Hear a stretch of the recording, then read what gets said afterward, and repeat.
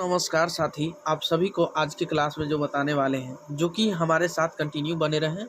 तो चलिए आज की क्लास में जो बताने वाले हैं, आज का अलग ही सेशन है।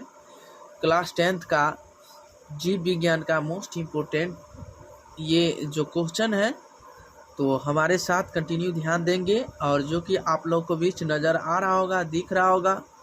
तो चलिए आप लोग को बीच स्टार्ट करते हैं और साथ ही इसे सब्सक्राइब भी कर लीजिए, लाइक भी कर लीजिए, कमेंट भी कर लीजिए और साथ ही साथ शेयर भी कर लीजिए, ताकि जब जब लाइव क्लास आऊँ तो आप लोग को भी ज़रूर मिल सके। ठीक है, तो चलिए बताते हैं आप सभी को।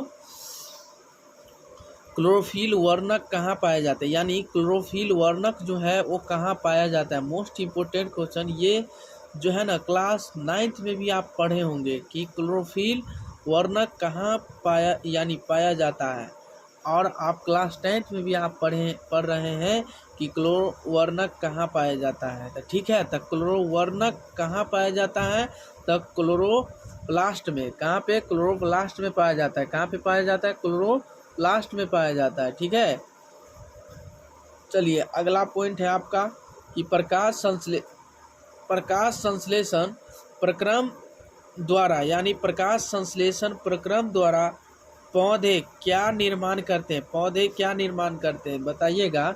आपका क्वेश्चन है कि प्रकाश संश्लेषण प्रक्रम द्वारा पौधे क्या निर्माण करते हैं। तो भोजन क्या निर्माण करते हैं? भोजन निर्माण करते हैं। प्रकाश संश्लेषण प्रक्रम द्वारा जो है क्या निर्माण करते हैं? भोजन निर्माण करते हैं। क्या? भोजन निर्माण करते हैं। ठीक है, चलिए तो अगला नंबर है कि मृतजीवी को क्या कहते हैं। मृतजीवी को क्या कहते हैं? मृतजीवी को क्या कहते हैं? तो मृतजीवी को क्या कहते हैं? तो अपघटक कहते हैं। क्या कहते हैं? मृतजीवी को अपघटक कहते हैं। मृतजीवी को क्या कहते हैं? अपघटक कहते हैं। ठीक है, क्या कहते हैं? अपघटक कहते हैं। मृतजीवी को अपघटक कहते हैं। चलिए अगला पॉइंट है आपका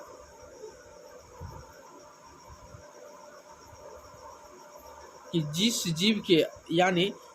जीव के शरीर में परजीवी अपना भोजन प्राप्त करते हैं वे क्या कहलाते हैं। बताइएगा कि जिस जीव के शरीर में परजीवी अपना भोजन प्राप्त करते हैं वे क्या कहलाते हैं। तो पोषी कहलाते हैं। क्या कहलाते हैं? पोषी। क्या कहलाते हैं? पोषी कहलाते हैं। ठीक है, पोषी कहलाते हैं। क्या कहलाते हैं? पोषी। जिस जीव के शरीर में शरीर से परजीवी अपना भोजन प्राप्त करते हैं वे क्या कहलाते हैं? पोषी कहलाते हैं। क्या कहलाते हैं? पोषी। तो बताइए क्या कहलाते हैं? यानी गोबर छत्ता, गोबर छत्ता जो होते हैं, गोबर छत्ता में किस प्रकार का पोषण होता है, यानी गोबर छत्ता में किस प्रकार का पोषण होता है। तो बताइएगा मृतजीवी क्या होते हैं? मृतजीवी क्या होते हैं? मृतजीवी होते हैं। गोबर छत्ता में किस प्रकार का पोषण होता है? तो मृतजीवी पोषण होता है। क्या होता है? मृतजीवी होता है। चलिए अगला पॉइंट है आपका कि पत्तियों का कौन सा अंग CO2 युक्त वायु का प्रवेश द्वारा होता है। यानी पत्तियों का कौन सा अंग जो है CO2 युक्त वायु का प्रवेश द्वारा है, जो कि क्लोरोफिल अथवा हरित लवक। क्या है? क्लोरोफिल अथवा हरित लवक। क्या है? क्लोरोफिल अथवा हरित लवक है। ठीक है, चलिए अगला पॉइंट है आपका क्वेश्चन, ध्यान दीजिएगा, मोस्ट इम्पोर्टेंट क्वेश्चन है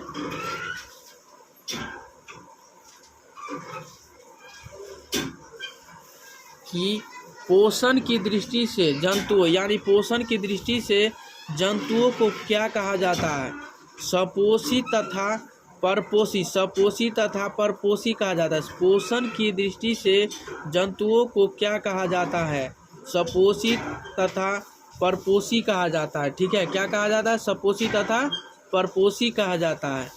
चलिए अगला नंबर है कि अमीबा में भोजन का पाचन कहाँ होता है, अमीबा में भोजन का पाचन कहाँ होता है? तो रसधानी में होता है। कहाँ होता है? रसधानी में, रसधानी में ही होता है। अमीबा का पाचन का भोजन का पाचन कहाँ होता है? रसधानी में ही होता है। चलिए अगला पॉइंट देखिए, सुनिएगा। तो बताइए मनुष्य में पाचन के लिए विशेष अंग को क्या कहते हैं, यानी मनुष्य में पाचन के लिए विशेष अंग को क्या कहते हैं, आहार नाल, यानी आहार नाल क्या कहते हैं, आहार नाल कहते हैं। ठीक है, चलिए अगला क्वेश्चन है कि मनुष्य के जीव के ऊपर सतह पर पाई जाने वाली संरचना को क्या कहते हैं, स्वाद कलियां क्या कहते हैं, स्वाद कलियां कहलाते हैं। क्या कहलाते हैं, स्वाद कलियां कहलाते हैं। चलिए अगला नंबर क्वेश्चन पे ध्यान दीजिएगा कि मुख गुहा से भोजन कहाँ पहुँचता है, यानी मुख गुहा से भोजन कहाँ पहुँचता है, तो ग्रास नली में। कहाँ पे, ग्रास नली में ही पहुँचता है। कहाँ पे, ग्रास नली में ही पहुँचता है। कहाँ पे, ग्रास नली में। ठीक है, चलिए ग्रास नली की दीवार में तरंग की तरह होने वाले सिकुड़न एवं जो है फैलाव को क्या कहते हैं, तो क्रमाकुंचन क्या कहते हैं, क्रमाकुंचन कहलाते हैं, क्रमाकुंचन कहलाते हैं। ठीक है, चलिए अगला पॉइंट जो है आपका क्वेश्चन, जो कि भोजन में मौजूद प्रोटीन में कौन सा एंजाइम परिवर्तित करता है, तब पेप्सिन। क्या है, पेप्सिन जो है ना, उसका जो इसका उपयोग करता है, किसका, पेप्सिन का। चलिए बताइएगा कि आहार नाल के सबसे लंबे भाग को क्या कहते हैं, यानी आहार नाल के सबसे लंबे भाग को क्या कहते हैं, यानी पैकेट को, यानी बड़ी आंत। किसको क्या कहते हैं, बड़ी आंत को कहते हैं। ठीक है, बड़ी आंत आपको फाइनली आंसर हो जाएगा। चलिए तो अगला पॉइंट पे आप ध्यान दीजिए। तो बताइए, जो क्वेश्चन है आपका बहुत बेहतरीन है, बहुत कड़वा क्वेश्चन है।